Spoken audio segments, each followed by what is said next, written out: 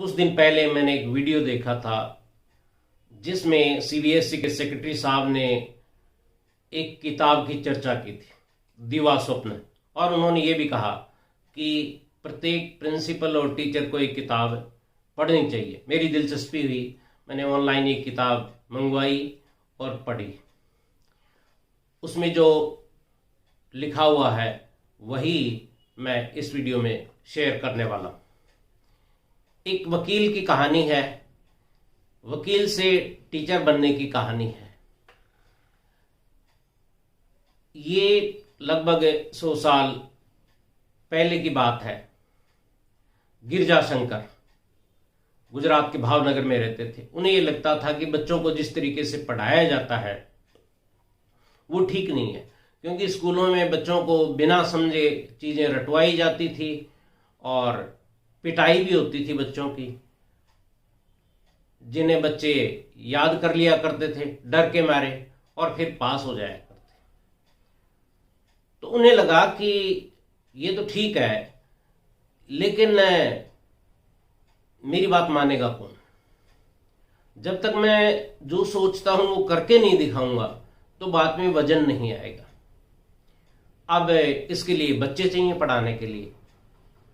वो कोई टीचर तो थे नहीं, तो जो एजुकेशन अफसर थे भावनगर के, उनके पास वो गए और उन्होंने कहा कि मेरी ऐसी ऐसी योजना है, क्या आप मुझे 1 साल के लिए एक क्लास पढ़ाने के लिए दे सकते हैं? तो उन्होंने कहा कि देखो, आप लेखक हैं तो कल्पना में पढ़ाओगे तो ही अच्छा है, वैसे आपके बस की बात नहीं है, हो नहीं पाएगा जैसा आप सोचते हैं। वो बोले मुझे करने तो दो। तो वो अधिकारी इस बात के लिए तैयार हो गए, लेकिन एक शर्त जोड़ी उन्होंने कहा कि भाई ठीक है, 1 साल के लिए आपको एक प्राइमरी की क्लास दे देते हैं, 4थी क्लास।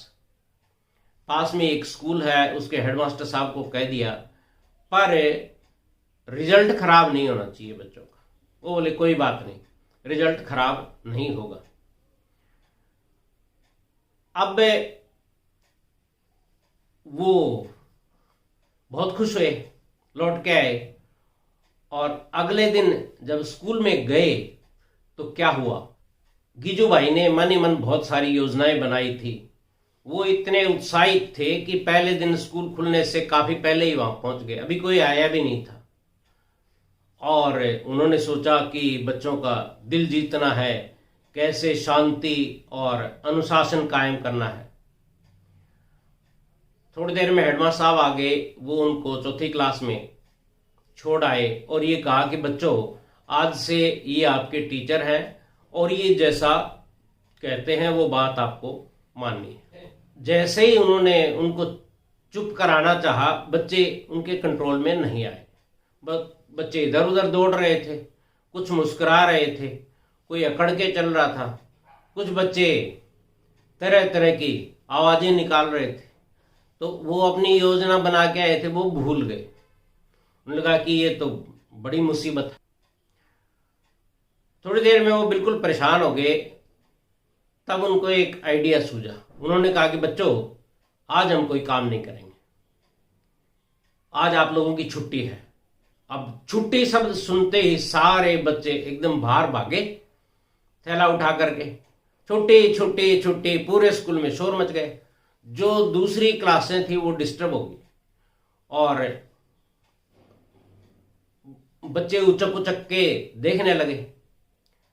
हेडमास्टर साहब ने इनको बुलाया और ये कहा कि आपको हमने क्लास दी है पढ़ाने के लिए, आप छुट्टी नहीं कर सकते हैं ऐसे।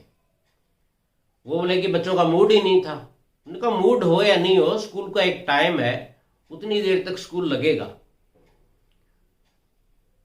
आगे से आप इस तरह से छुट्टी नहीं करेंगे। बोले कि ठीक है।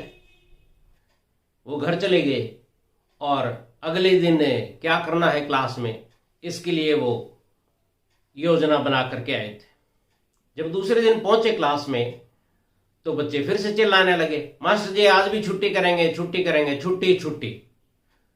मास्टर जी बोले कि हाँ हाँ छुट्टी करेंगे, लेकिन आज आपको एक कहानी सुनाएंगे। एक राजा था, उसकी 7 रानियां थी, 7 रानियों के 7 राजकुमार और 7 ही राजकुमारियां थी। अब इतना सुनते ही बच्चे नजदीक आ गए, नजदीक आ गए, घेरा बना करके बैठ गए मास्टर जी के। उन्होंने कहानी को थोड़ी देर के लिए रोका और बोले, देखो आराम से बैठकर कहानी सुननी है। पूरी क्लास में एकदम पिन ड्रॉप साइलेंस हो गया। आगे मास्टर जी ने कहानी को चालू रखते हुए कहा कि 7 राजकुमारियों के 7 महल थे और हर महल में मोती के 7 पेड़ थे। बच्चे कहने लगे, वाह, फटी आंखों से कहानी सुन रहे थे।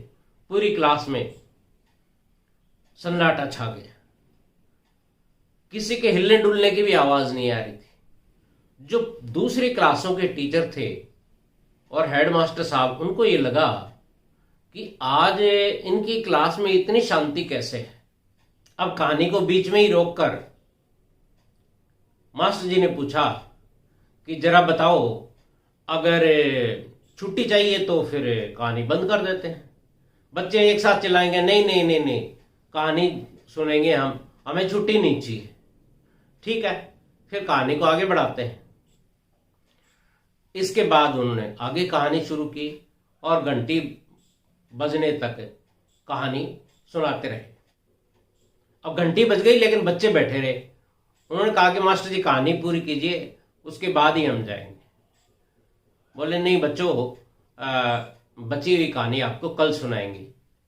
सब के सब बच्चे उछलते कूदते खुश होके घर चले गए। छुट्टी के बाद जो बाकी टीचर थे वो उनके पास आए और वो कहने लगे कि भाई हमारे बच्चे भी कहानी की मांग कर रहे हैं आपको देख करके। तो वो बोले, भाई कहानी की मांग कर रहे हैं तो सुना दो। तो बोले, सुना कहां से दे, हमें तो आती ही नहीं कहानी। अब आने वाले कुछ दिनों तक वो गिजू भाई सारा दिन कहानी सुनाते और बच्चे बड़े ध्यान से सुनते थे। अब इनमें इतना बदलाव आ गया था कि वो उनकी सारी बातें मानने लग गए थे। गिजू भाई को खुद अनुमान नहीं था कि कहानी में इतना जादू होता है। अब थोड़ा आगे बढ़ने की बारी थी। वो बोले कि आपको कहानी सुनना अच्छा लगता है? सारे बच्चे बोले, हाँ हाँ बहुत ही अच्छा लगता है। तो बोले कि क्या आप किताब से भी कहानी पढ़ना चाहेंगे? बोले कि हाँ जरूर पढ़ेंगे।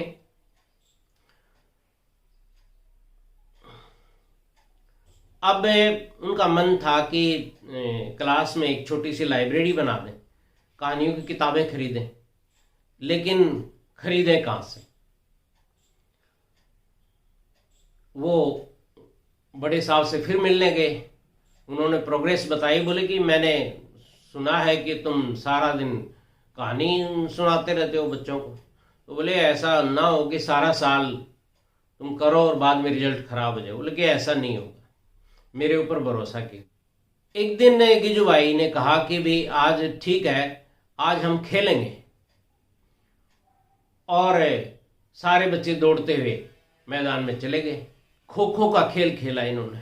जब खेल खत्म हो गया तो जो जीतने वाली टीम थी वो हारने वाले बच्चों को चिढ़ाने लग गई। हम जीते, हम जीते, हम जीते, तुम हारे, तुम हारे, तुम हारे। तो बच्चों में लड़ाई हो गई। लड़ाई हो गई तो एक बच्चे ने जीतने वाले बच्चे का सिर फोड़ दिया। अब जब उसके पिता को पता चला तो वो बहुत गुस्सा हुए और स्कूल में आए। उन्होंने कहा कि एक तो आप बच्चों को कहानियां सुनाते रहते हैं और या फिर खेल के लिए ले जाते हैं, तो पढ़ेंगे कब? अगर आपको यही करना है तो हम भेजेंगे ही नहीं स्कूल बच्चों को।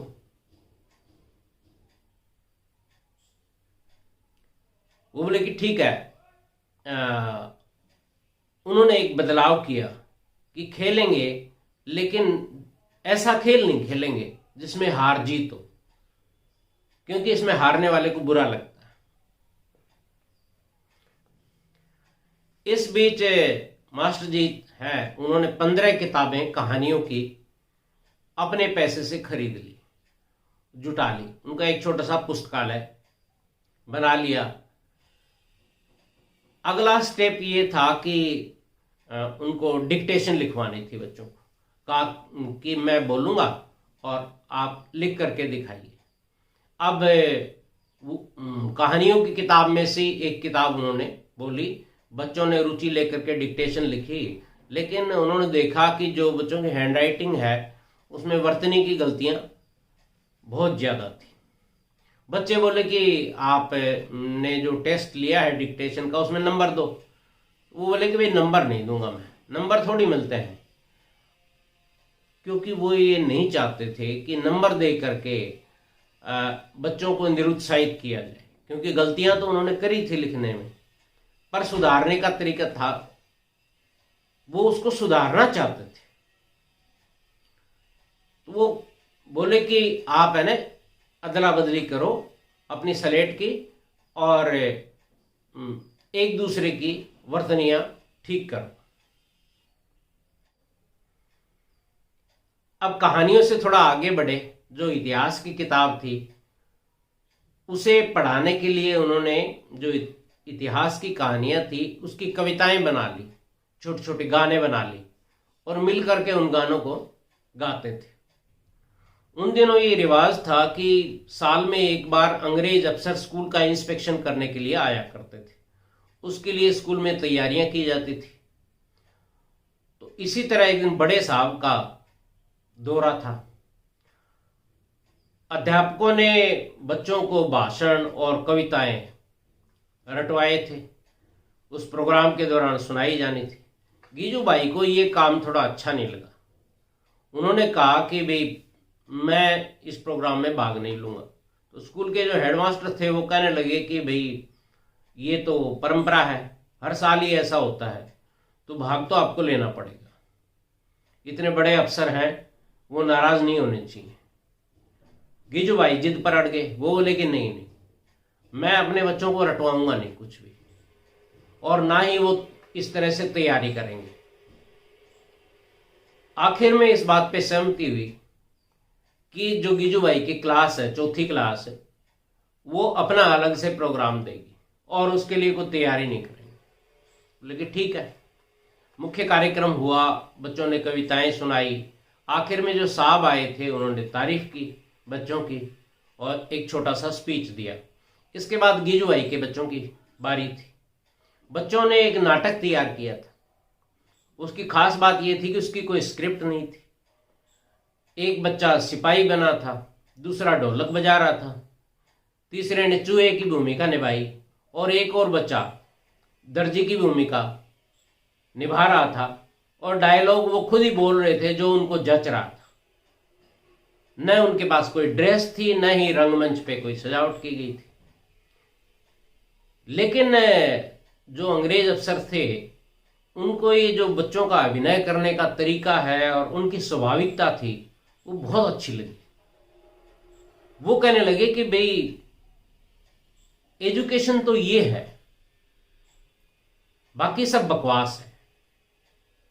आपका प्रयोग सफल है और इसको आगे भी जारी रखिए। जो रट के सुनाया है उससे मुझे चिढ़ होती है, सच्चाई तो ये है। वो कहने लगे कि आपके बच्चों को देखकर मुझे अपने बच्चों के, जो कि इंग्लैंड में पढ़ते थे, उनके स्कूल की याद आ गई। अपना प्रयास तुम जारी रखो। अब इतने बड़े अफसर ने तारीफ कर दी तो बाकी टीचर भी उनके फेवर में आ गए। सब उनके काम की तारीफ करने लगे। हेडमास्टर साहब को भी बड़ी प्रशंसा सुनने को मिली तो उनको भी अच्छा लगा। और बाकी टीचर उनकी क्लास में आ जाया करते थे। इस तरह से 6 महीने बीत गए। 6 महीने के बाद अब उनको फाइनल एग्जाम के अंदर उनको अच्छा रिजल्ट देना था, ये वादा किया हुआ था। तो उन्होंने भाषा सिखाई, गणित और भूगोल भी सिखाया। खेल खेल के अंदर ही किया उन्होंने सारा काम। भूगोल सिखाने के लिए वो एक ग्लोब ले आए और अलग अलग देश कहाँ है, वहाँ की भाषा क्या है, इसके बारे में सुनाया, बच्चों को बताया। शब्द सिखाने के लिए वो अंताक्षरी का खेल खेलते थे। एक शब्द के आखिरी जो अक्षर होता उससे नया शब्द बोलना होता था। इस तरह उन्होंने भाषा सिखाई, पर्यायवाची सिखाए, और बाकी विषयों में भी इसी तरह कुछ मटेरियल तैयार किया, उसकी सहायता से और कहानियों के माध्यम से उन्होंने विषय सिखाए। अब साल का आखिर आ गया, एग्जाम होनी थी, तो बड़े साहब ने कहा कि भी मैं ही लेता हूं आपके बच्चों की एग्जाम। तो उन्होंने देखा कि सारे के सारे बच्चे, उनको स्वाभाविक रूप से चीजें याद थी, और मौखिक की परीक्षा ली थी उन्होंने। सभी बच्चे पास कर दिए गए। तो उन्होंने कहा कि मैं किसी बच्चे को फेल तो नहीं करूंगा, लेकिन एक सलाह देता हूं, जिस बच्चे की पढ़ाई में रुचि नहीं है उसको स्कूल आने के लिए मजबूर ना किया जाए। सेठ का बेटा था, वो पूरे स्कूल में दादागिरी करता था। गिजू भाई ने कहा कि भी इसको पहलवानी सिखाओ, किसी पहलवान के पास भेज के, और बाद में पुलिस या फौज में भर्ती करवाओ। इसी तरह एक लड़के का पिता नाई था, उन्होंने कहा कि भाई इसको पढ़ाई में रुचि नहीं है, इसको बम्बई भेजो और नए जमाने की हजामत बनाने का तरीका सिखलवाओ, तब फायदा होगा। इस तरह से गिजूभाई का प्रयोग पूरा हुआ, उसकी बड़ी तारीफ हुई। लेकिन समस्या ये थी कि इसके लिए किताबें कहाँ से आएंगी, और सारे टीचर ऐसे कर नहीं सकते थे क्योंकि सब में इतना उत्साह नहीं होता। तो उन्होंने एक बाल मंदिर नामक एक स्कूल बनाया और एक अध्यापक मंदिर भी बनाया, जिसमें वो टीचर्स को ट्रेनिंग देते थे। कई साल तक उन्होंने ये प्रयोग किया। गिजूभाई ने अपने सपने को हकीकत में बदल कर दिखाया। उनका ये भी मानना था कि बच्चे स्कूल में केवल 6 घंटे बिताते हैं और 18 घंटे घर में बिताते हैं, इसलिए अच्छी आदतें डालने और चरित्र निर्माण के अंदर परिवार की एक बहुत बड़ी भूमिका है। 1939 में 53 वर्ष की उम्र में उनका देहांत हो गया, और उसके बाद ये काम भी रुक गया। कन्फ्यूशियस ने कहा था कि आप 1 वर्ष के बारे में सोच रहे हैं तो बीज बोएं। यदि आपकी योजना 10 साल की है तो पेड़ लगाएं। अगर आप 100 साल की योजना बना रहे हैं तो बच्चों को शिक्षित कीजिए। यदि हमारी सोच दूर की है तो गिजूभाई के सपनों को फिर से साकार करना होगा। हम नई शिक्षा नीति पर काम कर रहे हैं। सीबीएसई टीचर्स और प्रिंसिपल्स को ट्रेनिंग दे रहा है। एनसीईआरटी भी नया कंटेंट बना रही है, और इस प्रयोग को आगे बढ़ाने के लिए यही उचित समय है। आपका दिन बहुत ही शानदार गुजरे। मुझे सुनने के लिए आपका बहुत बहुत धन्यवाद। नमस्कार।